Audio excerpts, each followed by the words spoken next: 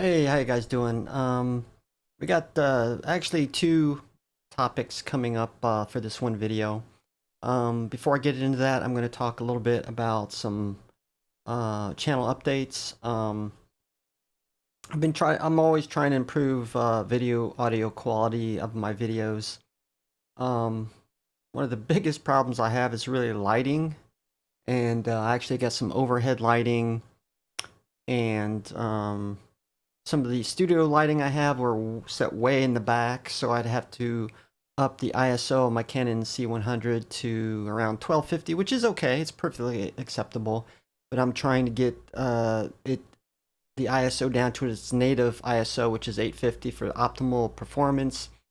So I actually moved the studio lighting right next to on either side of the camera, and I've got a light bulb over here. So I can actually almost turn everything on from this position, which kind of makes it a little easier too. So I figure I'd just update you on that. I'm trying to, always trying new things and trying to improve the quality. Okay, we got two interesting topics coming up. First is I think these are reputable rumors of a new Intel i9 architecture along with i7s, and we're also gonna talk about the MP3 codec. We're going to go ahead and talk about the MP3 codec first.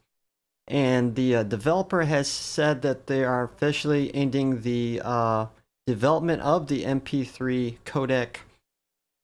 Now, he said, I think initially because there was better quality codecs out there for recording audio, but it kind of also really goes down to they're going to be losing their licensing for the MP3 codec, which I'm going to talk about a little bit later. Of course, MP3 has been long-standing standard for encoding audio. Of course, there has been others since then, obviously.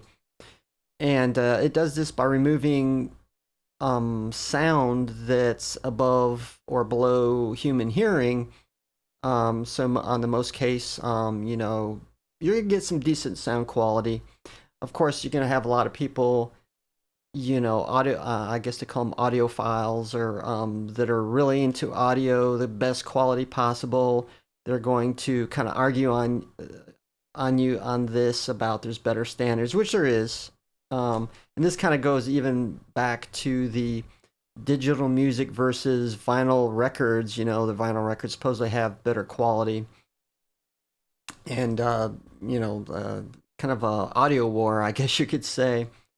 And now it was, of course, the MP3 was also kind of got a big boost in the portable MP3 players. Now some, you know, use WAV files. Of course, they're huge, the best quality available, or one of the best formats for back then. Of course, you didn't have very much room, so then the MP3 format came, which was good enough for most people. And now, since it's lost its licensing, now it's going into public domain, which is good on many aspects, and which means you can free to use, encode, and decode without paying any royalties, which means any commercial software that's going to use still going to be using the MP3 format, you know, can do so without royalties. Now, while some may go on to other better formats, some of these other formats, though, may still have its own licensing royalty thing they have to pay. So in some instances, I think we're going to see a resurgence of MP3s in commercial software just because it's royalty free. Now, I'm not saying it's going to be huge or big, but, you know, we'll see. But of course, I remember way back when I used Linux, I did a lot of encoding in MP3 format. I forgot what the ripper was, but it was very good in ripping and encoding my CDs standard. So I figure I'd tell you talk about that, since you know, it's still going to be around for a little while, but perhaps it's going to be moving on to different codecs. Now, this is kind of new in the news within the last few days now. Now, this is a rumor, but it seems to be substantiated by many tech blogs and entities out there. But Intel's supposedly going to be coming out with a new architecture. For a very long time, it's been doing i7s. They're supposedly coming out with an i9 processor, along with some improved i7 CPUs. I'm going to talk a little bit about both.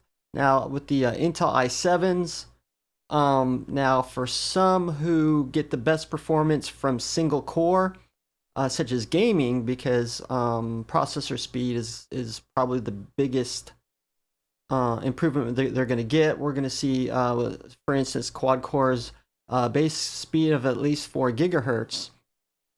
Now on the Intel i9s, which go all the way up to 12 cores, what the biggest improvement we're going to see is actually in the realm of video encoding and 3D content creation, or well, not virtual reality, but 3D rendering.